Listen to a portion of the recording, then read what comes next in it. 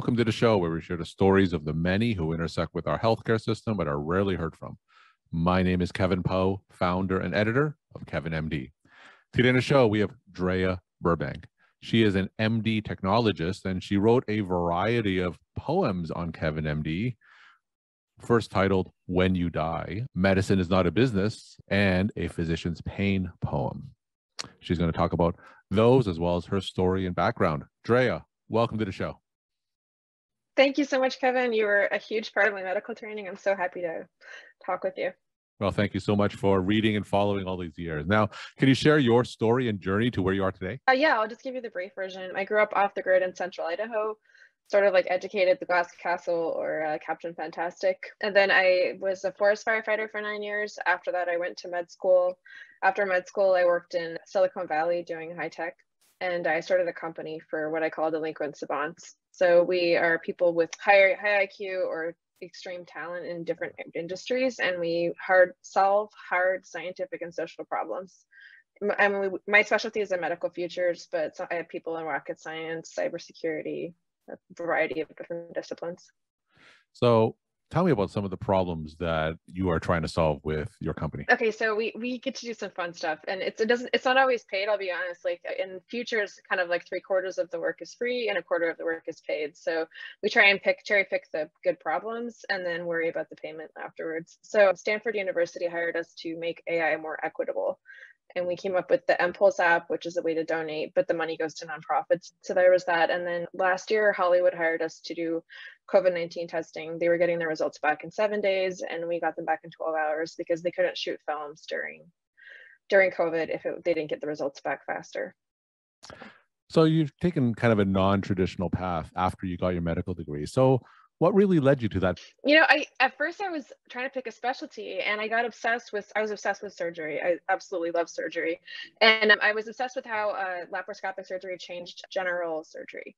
And to me, it looked like this huge sea change. And also the cardiac surgeons, when I graduated, were all out of work because it looked like endoscopic was better than open. And so I thought, if I do a 12-year discipline, I need to kind of know what's going to happen so that I can pick a discipline that's going to expand rather than contract. And the more I looked at medical futures, the more I realized, oh my God, everything's going to change. Mm-hmm. We really hadn't implemented functional MRI in psychiatry. We're not using machine learning in a lot of diagnostics yet. So many things I think are going to change. And I got really interested in how things change in medicine and when they make things better, when they make things worse. I did research at Stanford in regulating e-cigarettes because I was concerned that would make things worse. And actually, we found that doctors were really split on it. So I think how technology is incorporated in medicine is really a nut that hasn't been cracked yet. And this was before all the burnout from EHR. With your experience at Silicon Valley and, of course, having that MD, what are some of the future trends that you see coming in the pipeline in the next year or so? Oh, next year. Wow. You know, I never predict in the year timelines because with medicine, it's up to 100-year adoption for like hand washing. Penicillin took 50 years. So medicine's pretty long term, like it's like 10, 20-year cycles.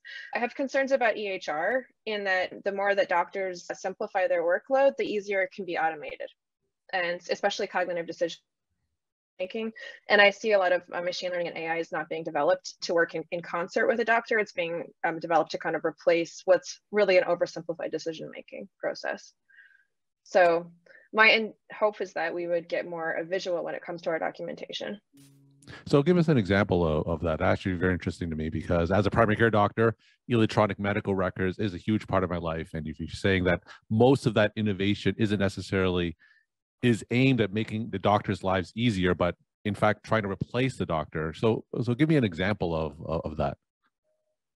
Yeah, so if you're in another industry, and I do have the benefit in Silicon Valley of seeing insights from other industries. So I work with like engineering and law and construction and all these other areas. If you want to replace a workforce, the first thing you try and do is get the workforce to put their information into an easily codable format. And then that's something that then can later be replaced by a machine learning algorithm fairly easily. Machine learning algorithms are basically intuitive. So you don't necessarily know how they come up with the solutions they do, but they can repeat heuristic patterns. And I think the problem is that machine learning algorithms are created from data sets that are coded. So you need to get this like intensely coded data set. So I see doctors trying really hard to make their their thinking simple enough to get into an EHR.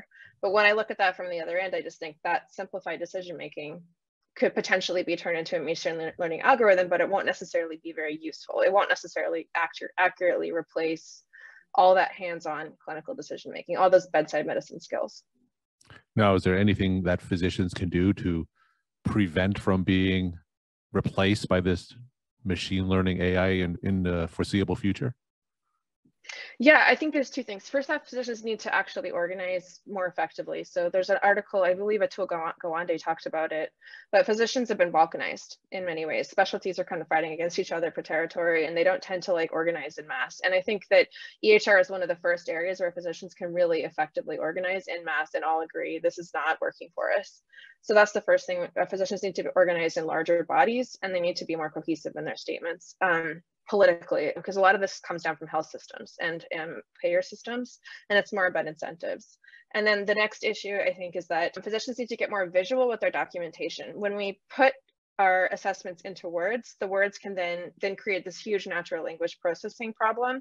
And then the NLP problem kind of obscures the fact that it's just we're really dealing with like a story about something that we did visually and kinesthetically. And the thing that computers can never replace is this visual kinesthetic thing that doctors do. They put their hands on people, they touch them, they sense heat and redness and all this stuff. And that's something that a computer will never do accurately, I think. Now, what exactly would a visual electronic health record? I think it would look more like Plants vs. Zombies or a video game. And if you look at most of our EHRs, they're drag and drop. You type words into boxes, you click check boxes, and all those things are just really too oversimplified for what we do. I've seen a software called Visible Body. It's an anatomy software, and it's 3D. You can expand it. You can pick places in the human systems. You can actually visually put clinical assessments. And I think if we took our bedside assessments and started putting them into a visual format, it'd be actually much more useful data when it comes to interpreting the human body. And it would also preserve this role physicians have of touching people and really, using their, 1,000 hours of touching 1,000 people and really feeling that liver. Now, are there any companies, to your knowledge, that is working on something like this? No, I'm obsessed with it, but like I never got a big enough like resource. If I got a chance, I would totally do this if somebody let me. But I do think visible body anatomy have made good strides on like making to have a good. So I'll give you an example for Google Maps. In order to have a really good information system about navigating and getting around the road, which is also a machine learning algorithm, you need this like map. You need a map in the computer. And so Visible Body, I think, did a good job of getting the human anatomy map in the computer. And I think the doctors need to say, we want that map. That's what we want. All right. So let's talk about some of the poems that you wrote on Kevin MD. You wrote poems on physicians' pain, medicine is not a business, and when you die. Now, tell me a little about some of the poems that you've written. Yeah, I actually didn't intend to write poetry. So when I was a kid, long before medicine, I got obsessed with using the subconscious to memorize stuff. So like, kind of accessing my subconscious to increase my cognitive performance. And then, it just last year, my subconscious like knocked on the other side of the door and said, here's some poems. And it just spit by experience back out to me in the form of poetry, which totally surprised me. I would wake up at 3 a.m. with the poem in my head and I just write it out and then it was done and that was that. So all I can say is that it's definitely from my experience, but I don't feel like I entirely own it. So tell me about some of the poems you've written and why did you choose some of the topics that you chose to write about? Yeah, and this would be something I bring up to other physicians. I found that a lot of the stuff that came back to me was like trauma regurgitated. Mm-hmm. And in a really good and healing way. So I'll just mention the 3 poems in order. So pain, I talked about prescribing differences in Texas where I worked and also in the Peruvian Amazon. And I found that in the Amazon, people were really happy with Tylenol. And in Texas, people you couldn't give them enough opiates. It wasn't safe to give them as much as they wanted. And there was something about the way that we were interpreting pain as a culture that really differed. And I thought, it's such a big part of a physician's lifestyle, this pain management. And I still think that we don't feel really comfortable in what we're supposed to do. There's the opiate crisis now. Before we didn't give enough and now we're giving too much. And how do you talk to somebody about their pain? So that was kind of how that came back at me. And then medicine is not a business. Working in high tech, you end up working for the business around medicine a lot. So not necessarily doctors, although I did work with about 1,000 doctors once doing a telemedicine company. You tend to work a lot with prescribers and payers, health systems, buyers, and the way that they talk about doctors sometimes really upsets me. And I think that also having worked in Canada versus the US, I really became obsessed with this idea that medicine is not a business. It's really never going to be a business. It'll never be a profitable endeavor. It's always going to be something else. And also that you can't barter healing. Like every doctor knows you put things in alignment, but you don't heal the patient. The healing happens on its own. So anyway, there's that. And then the last one, when you die, like once again, I think that there's this liminal space in medicine that a computer will never replace. And people who are on the front lines of medicine, touching patients, dealing with birth and death, they respect this liminal space and they have this awe for it. And that awe is mirrored in other cultures: indigenous medicine, Ayurvedic medicine, traditional Chinese medicine. This is a universal healing experience, and it's why we need doctors. It's why we need nurses. It's why we need people who care about people to be there. When you're working with Silicon Valley companies, is that you didn't like the way they talked about doctors. It really upset you. So how did they talk about doctors? Yeah. So doctors are kind of a black box. If you're not in the profession, if you haven't trained as a doctor, doctors are a little bit of a black box, like an AI algorithm. They see what goes in and they see what comes out. And there are two factors to doctors that I think are really important. Doctors are gatekeepers for spending in a health system. If you reduce the number of doctors, you reduce the amount of money that's spent, and by about $1 million a doctor, by about $1 million a year ahead.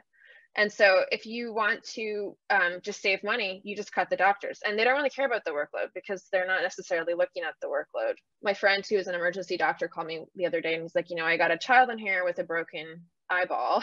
And he's like, nobody's going to come and treat this child this weekend because there's no health insurance. And he's calling from the US. And I just thought that would never happen in Canada, but he's the one that has to face those parents overnight and say, we're still waiting on the ophthalmologist. And whereas the person just, cutting a couple doctors out of that hospital system doesn't really think much about it. So there's that aspect. Doctors are truly understaffed, and they're intentionally understaffed because it saves big systems money. So, that's the first thing. And then the second thing I think is that physicians are under so much strain. They have higher suicide rates right now than post-combat troops in the military, and they aren't always nice. When you're under that much strain, you're not always the nicest person. And sometimes people don't understand why physicians would be grouchy or snap at people. They've got so much empathy in the day, and they're saving all of that for their patients. And then, after that, it's going to be their family. And then after that, it's going to be other staff. And then last, they're saving it for themselves. And so, yeah, those are the aspects that I didn't like. Now, you work with a lot of health tech startups, I'm sure, at Silicon Valley. So a lot of them, they have trouble penetrating the healthcare system, right, and moving the needle. So if I was a health tech innovator and wanted to introduce a product or service that would have a big impact on our healthcare system in the United States, how would I go about doing that, knowing that a lot of my predecessors have failed in trying to do that? Yeah, this is one of my favorite topics. So there's something called diffusion of innovation theory, and there's different stages of being an adopter. So, and one of the things I tell all health tech companies is that all doctors are professionally past the chasm. And probably don't have it. It's better to do with it. Basically, you have techies, they make a product, visionaries promote a product. Then there's this huge chasm where it's no longer interesting, but no longer useful. And then after that, you have pragmatists, which is all doctors professionally. And then you have late adopters, and then laggards will never adopt it. And so all doctors are responsible to make sure the product is useful before they use it on all of their patients. And it doesn't matter how personally interested they are in technology. So a doctor might personally be a techie and tinkering in his basement, but professionally for his patients, he's not going to implement it till it's useful. So I think all high tech companies need to know where they sit on that spectrum. And then if I tell them if they want to innovate in medicine, they need to find safe spaces, like safe use cases that are clinically unsolved. So if you look, I think one of the big use cases that I really liked that came out recently, they were dealing with a population of children. They introduced a new technology in a population of children that had a fatal condition, and there was just no other treatment. And so even though it was highly experimental, it was ethical. So a lot of these high-tech companies don't really know what's ethical, and that's a good time to partner with a doctor. And they need to brainstorm, like, here, where are your unsolved problems, and can my tech fit that? Rather than saying you should use my tech because it's better, because that's not something doctors can necessarily do. We're talking to Drea Burbank. She's an MD technologist, and she wrote a variety of poems on Kevin MD. And she also shares her story, insights, and journey.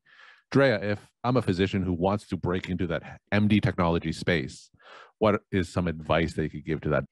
Well, almost all startups need doctors as advisors. Like any health tech startup will need a doctor as an advisor, and it can be a fairly small amount of time.